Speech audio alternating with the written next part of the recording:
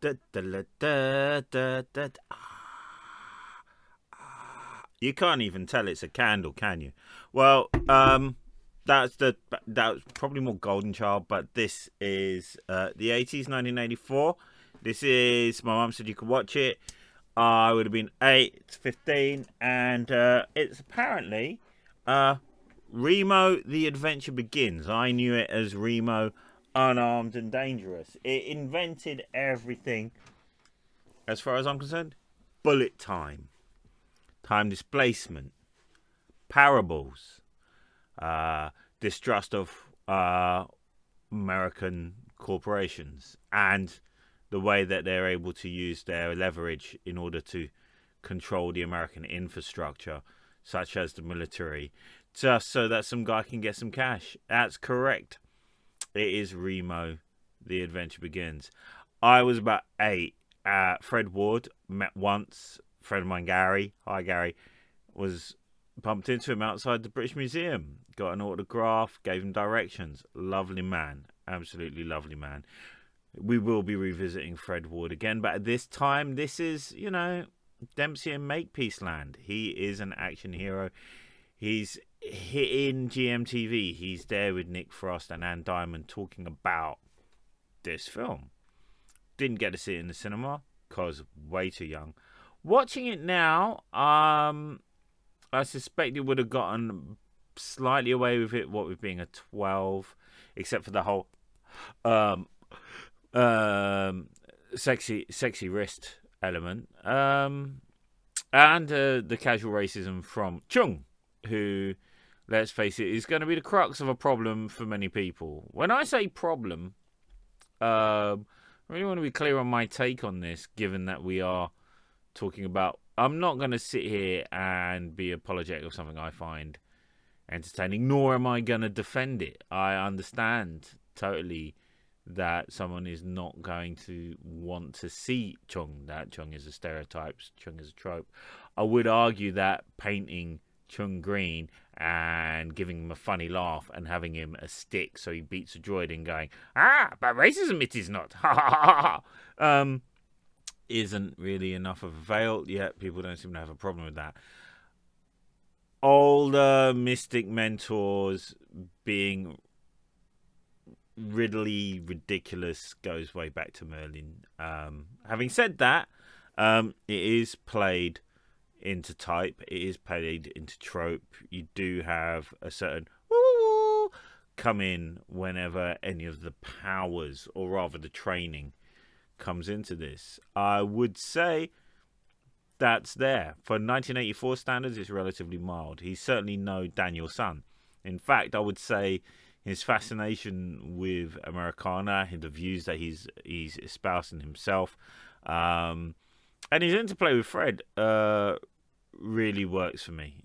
There's also, I think, something I didn't realize at the time was the importance of J. Peterson's Mac, very much the Hawk in this.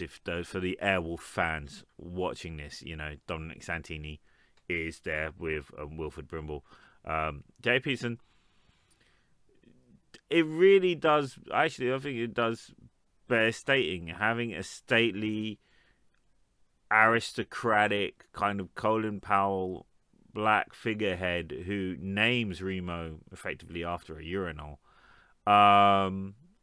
is an important point. It is playing against types in 1984. If anything, Remo, well, actually, there's a whole other story. If you want someone who's going to be invisible in the 1980s, you could take a black veteran and play the story that way. But I think it would be too beholden to the people around him in terms of that trope. Fred here, as you can see, with the mustache, is going to have, as you can see, it's Fred Ward with a mustache. He's going to have a facial operation, which means he's Fred Ward without a mustache. Apparently that costs millions. Plays it with some decent aplomb. And I think the crux of it is that when you have the triptych there, really, ostensibly a multicultural triptych of Remo, Mac, and Chung, with Alfred Brimble to bring in the IT support. Fact is, of all the bad guys they went with, they didn't go with anything outside. They went purely internal and they went purely fiscal. it is a really weird watch because they have gone for office, they have gone for admin. This is about fraud. This is about not caring about lives. This is about not caring about the soldiers that you're about to send into wars. Um, Kate Mulgrew plays the plucky female lead in her own way. Very well done. I think Mulgrew really does make the most of a bad part. I get a sense that she just fought against type, so they just had to mold it around her. This is my strong suspicion here, and you can see why she became Captain Janeway. But I do want to talk about Mac because I think I could have easily watched a prequel series of Mac, for all the suavity and aristocracy. When he gets involved, and then it's giving up his fake arm. So he's obviously lost that somewhere. There's a whole story with Mac being the way he is that makes you go, you know what, there's so much more going on. He's not just living a world of class privilege. And it does manage to turn something very different. Even Remo doesn't know. The fact is, they managed to build in a scene where normally the cliche of a black friend of the white hero dies, preferably in the white hero's arms or nearby. So that the white guy goes take his revenge. Unless, of course, it's the Avengers, in which case it's the guy who was really creepy and staring at you while you were frozen in ice and has a trading card collection. The fact is, Mac survives. Mac survives, but he chooses to kill himself. He doesn't just die. He chooses to kill himself rather than give up the information. And I just think it's an amazing moment there, because that is about giving him time, screen, dialogue, and power, agency over what's going to happen to him. Remo himself goes through some great set pieces. Hey, do you want dogs? We've got dogs. Do you want a Statue of Liberty? You get a Statue of Liberty. Do you want quips with Chung? You're going to get quips with Chung. Until the end itself, I'd say it's a solid. It does suffer some serious longers because of the admin issues.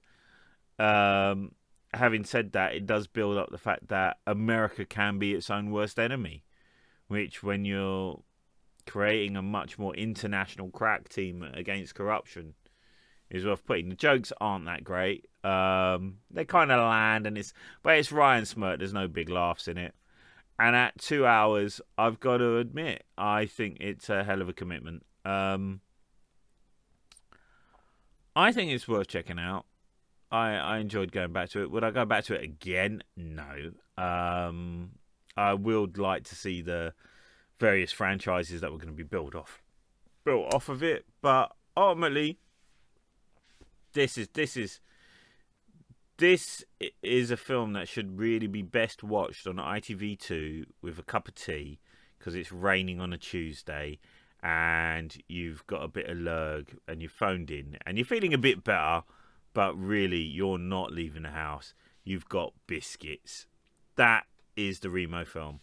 And to say, yeah, Chung is of that tropey stereotypes. He's played it effectively. There is a sense of bonding, and his timing is pretty good to get across the idea that he's a soap opera fanatic. So I would say, yeah, I'd check it out. I'd say definitely this is ITV2 level. 2+1 I wouldn't bother with. If you come in and you're halfway through, just keep going with what's there. I'm sure you'll enjoy. Obviously it's on Freeview as well, so that's kind of perpetual ITV2 for you. So until next time, I'll just blend back into the shadows and leave you all to have an enjoyable evening. Bye.